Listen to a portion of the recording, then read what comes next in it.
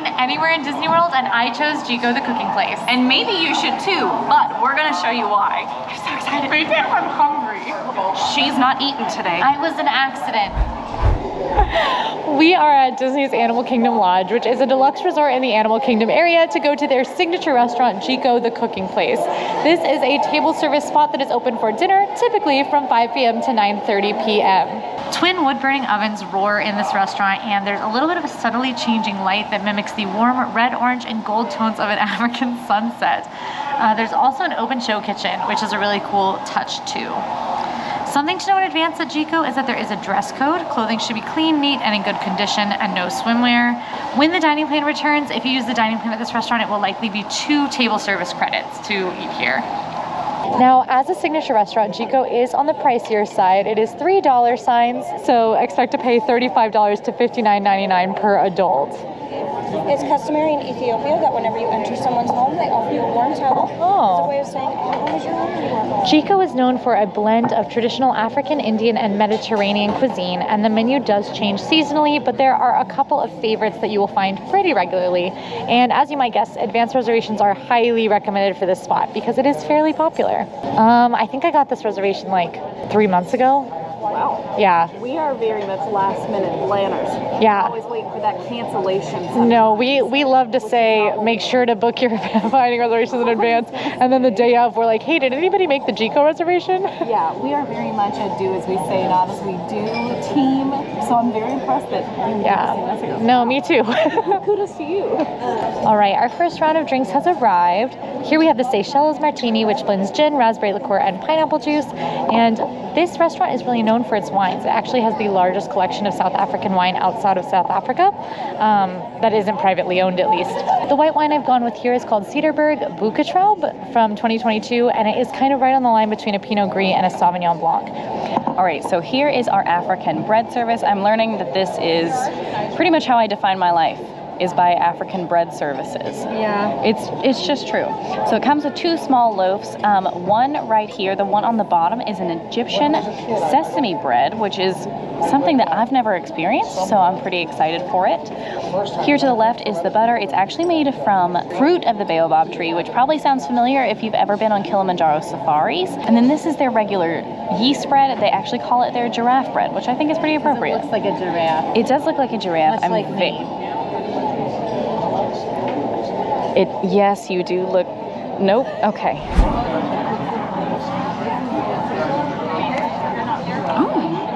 Actually, I love this.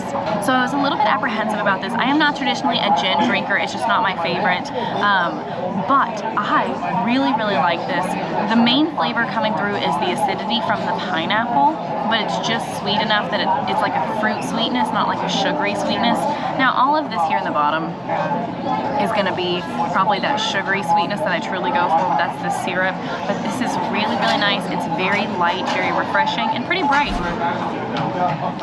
This is a very classic white wine in my opinion. It's got a lot of peach flavor, so there's like a touch of sweetness to it. It's a dry wine, but the flavors are sweet. It's very crisp. She described it as almost wanting to be bubbly because it is so crisp and light, and I just think it's really delicious. We got seafood for our appetizer, so hopefully it pairs really well. I've tried the giraffe bread. This is kind of a famous thing with Jiko. It's just a yeast roll, but I don't know what they do to this yeast roll because it pulls apart like Aladdin bread. It's so soft on the inside. I would use this as a pillow, but then the outside is so perfectly crispity crunchy, and it just soaks up the butter at exactly the right amount, and then the bread itself already has kind of a buttery flavor to it. It's unbelievable. The butter itself has the baobab fruit kind of gives it like a citrusy vibe, and it's got black salt on it, so it's kind of just like a really lightly citrusy butter, but it's mostly just like a basic nice butter. I don't think that there's any chance that this is gonna rub you the wrong way. I'm gonna try the Egyptian bread. This is really nice. Texturally, it's very different. The first one, the giraffe bread, is so light and fluffy, and this one is a little bit more thin, it's a little bit more crispy, but the heaviest flavor that comes through is that sesame flavor, and it's not just from the seeds on top, it's almost baked throughout the entire bread. It's almost slightly sweet to me, And then texturally, it kind of reminds both of us a little bit of a pita bread. I prefer the giraffe, but I think this is a really good... It's really nice. I think it's very interesting and very different and not something you see around Disney World a lot, so I can really appreciate just anytime you get something a little bit new or different. Okay, for our appetizers, we actually got two. The first one that we got is the diver scallops and Moroccan snails. Really, it's just scallop. It's a seared scallop with a confit nail, butter nopi, fennel slaw, and fragrant broth. Now, if I did not pronounce the butternut nopi thing right, she told me I was saying it right. So I would just like to disclaimer. Gnocchi. Our second option, we got the octopus salad. It's confit octopus salad with coconut, mango pearls, green tomatoes, and mint. Now, this is an enhancement, not technically an appetizer, but our waitress actually recommended having it as an appetizer instead. All right, I'm going for the diver scallop appetizer. Emma's eating it across the table and says it's incredible. I keep cutting mine super small so I can keep eating it. Emma's right, this is incredible. I've never had fennel and not been like, meh. Yeah. And in this instance, I'm literally like, I on my fork right now is more fennel. Yeah. It's not the other stuff. The snail alongside is delicious. It tastes just like a mussel. I eat a lot of escargot for my job, weirdly, like a shocking amount. I've had so much escargot, more than your average person, I would say. This is really excellent, and it also doesn't have the same flavor profile that I typically have with escargot, so much so that it's kind of bringing like a seafood vibe. Escargot texturally is a lot like mussels or clams if you've had them. That's kind of what you can expect. These snails with whatever is on top is making like the most insane flavor combination. It's not like spicy, it's kind of like a sun-dried tomato sort of vibe. The fennel is prepared so well that it is soft, which fennel a lot of times is a little overly tough to chew through. And what is really like shocking here is the scallop. It's obviously perfectly cooked, like that's not really a surprise, but the sear on top, it's like caramelized and creates like a savory, sweet seafood, buttery situation that with the butternut squash is unbelievable. Maybe my favorite scallop I've ever had. And I love scallops. Okay, I'm gonna be having the octopus salad, and I actually did choose this one just because it sounds so interesting to me. This is absolutely delicious, but in a completely different way than the scallop. The scallop feels very elevated, it feels very fine dining-esque. This one is just good. I mean, like, but in a very different way. It's very crunchy. The mini bell peppers are very sweet and add an incredible crunch to it. And there's like even popping pearls on top, which add a really interesting sweetness to an overall really savory, salty dish. And then the mint offers like a really nice freshness at the end of it all. So very impressed with both of these. Very different, but I really love them both. All right, our main course has arrived, and we got two very famous entrees here at Jiko. The short rib has been on the menu since day one, and the oak grilled filet mignon is one of the most talked about dishes here at Jiko. So we figured these were two great options to really show off the best of this restaurant. The Botswanan Seswa short rib is slow-cooked beef short rib with hominy, sea peas, and carrots. That's $52. And then the filet is an oak-grilled filet mignon cooked to order with 4 cheese macaroni, seasonal vegetables, and chocolate red wine demi-glace. And that one is $59.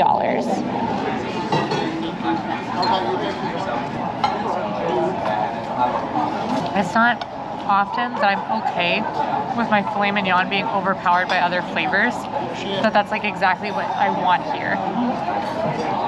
The steak is cooked perfectly. I ordered my medium rare, and it's that perfect temperature.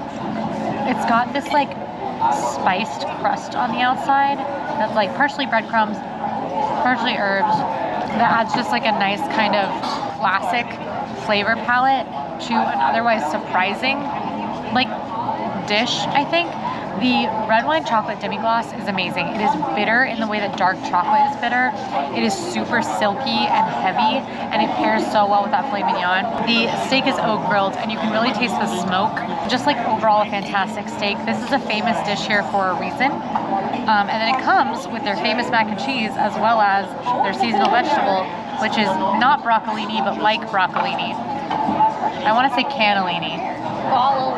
Cannellini. I don't know if that's real. It's not cannellini, that's a bean. Yeah. I mean, I'm close, but I'm not right. It tastes like broccolini, and I love broccolini. That's good. And finally, for the mac, If you are a mac and cheese connoisseur, you should try Jiko. It's a baked mac and cheese. It tastes like a grandma made it, like in the best way possible. It's the perfect that kind of crispy baked top, and then it's cheesy and so aggressively cheesy. There's cheese in the noodles all around. Once you get in, the noodles are obviously perfectly cooked. Just a spectacular main course. And I gotta try it with my wine, which is a blend called Lady May. So this is a South African wine as well. It is on the menu as pairing well with the steak, and it is so delicious. It's mostly Cabernet blend, a lot of really peppery flavor, and a solid amount of tannins. My mouth is feeling a little dry, but it's not overwhelmingly so. Based on that, I would trust the wine pairing list on the menu, which has been done in conjunction with a chef and a sommelier. Okay, I am going to try. I got the short ribs, I'm gonna try it. But also before I do that, I just wanna give a quick shout out to our waitress, Emily. Listening her not only talk to us and give us recommendations, but listening to her talk to the tables around us, she is so knowledgeable. Okay, she's really great, and I'm not trying to say this because she's here. She's wonderful. I need a moment of silence for what's happening in my life. You've had this. No. I mean, there's a reason it's been on the menu since this place opened. This is incredible. It is fully melting in my mouth, and Emily, my BFF, apparently, was describing it almost as a homemade meal. And that is so true. It is so rich and comforting. The glaze across the top is almost sweet in a way, very subtly. This is incredible. It's like you had a pot roast at home, and then also you just happen to be one of the best chefs. So the base is hominy, so it's more like a grit technically, but it really reminds me a lot of chickpeas, weirdly enough. After you've cooked them, they're soft. Just texturally, it kind of gives me that same sensation. It is a perfect bed to the short rib that is just falling apart, because there's just enough that it's not mush, but it is very soft. It blends so well. I'm in love. Mom, I'm getting married, and it's to a short rib. You're married already. Sorry to my husband. I'm getting remarried to a short rib at Chico. A dessert menu came. We looked at it, and then the waitress came back and we ordered. So for our dessert, we both did get a drink. Now mine is a little bit more adult. I got the Zebratini. It comes with Captain Morgan Original Spice Rum, 3 kinds of liqueur, and a shot of espresso in a chocolate zebra striped martini glass. Just essentially a really sweet, almost espresso martini, which is already sweet, but think about it sweeter and creamier. Here's what my coffee setup looks like. Here's the press pot, half poured, a coffee, and then they brought cream and sugar because I asked for both. This is the Poke Pot, which is the chocolate custard, lemon olive oil cake, whipped caramel, and cocoa nib crunch with cherries dessert. It was recommended by our server, and I trust her with my life at this point. Also, if you're looking for this on the menu, it is spelled Potjie, but it's pronounced Poke Pot. Oh, interesting. Are you intrigued texturally? I'm just looking at it. Well, you said interesting. What's interesting? I look at the inside. This is a podcast. You have to describe it to them. They're looking at me. That's oh my gosh. I think this is the best thing that's been on the table. I'm typically pretty anti-mousse, and Disney World does a lot of mousse desserts, and this is very much a mousse vibe. But I am not anti-mousse in this instance. It's so smooth, but airy. Very light. And the flavors are really hard to pin down. The only thing that I'm really getting is the tart cherries. Oh, I'm getting a lot of caramel. There's a really nice, aromatic chocolatiness. There's a really balanced caramel. It's not that overly sweet. It's just kind of it doesn't have the stickiness of caramel. It just has the flavor of caramel. The cocoa nibs have the perfect crunch. This is a really spectacular dessert. I maybe take it back and think the scallop was better, but I don't know. Something about the cherries being so tart with the sweet is staying in my mouth. It tastes so good. And it's nice to split too, because I think there's enough for Emma and I to each have something here. But you're right, it's definitely light enough to be able to, for when you're too full, to still be able to enjoy it. This is delicious. It's incredible. It's creamy, it's sweet, it's chocolatey. It's everything you want in an after dinner dessert. And if you expected anything that wasn't dessert-ish on its own, you had bad expectations. It's just a dessert in and of itself. It's really nice. It's not the most complex, it's also not the most special, but it's very tasty and it will get no bad notes from me. We've reached the point of the meal where I had the dessert and then I just passed it back to Emma because I was like, you have to eat this. And now we'll see how long she has it before she passes it back to me. It disappears. It never comes back to me. You just crush it. And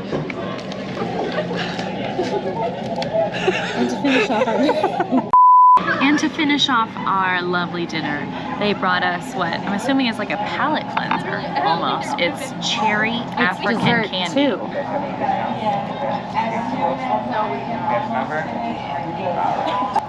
I think it reminds me of almost like a homemade fruit bar.